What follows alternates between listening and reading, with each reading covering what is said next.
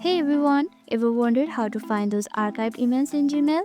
Don't worry, it's easier than you think. Archived emails are hidden from your inbox, but it's still stored in your account. So let's dive in.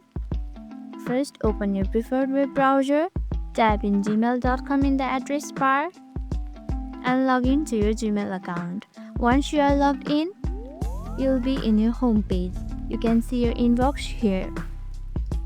In order to find the archived mails, type in and hit enter.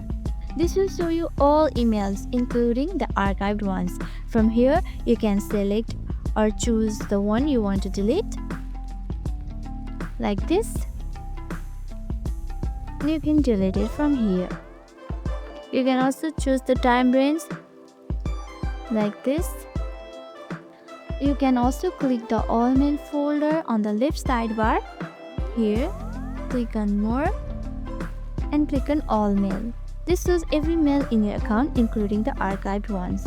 And that's it. Now you know how to find the archived emails in Gmail. Thank you for watching. If you found this video helpful, don't forget to like, subscribe and hit that bell for more tech tips. See you in the next video.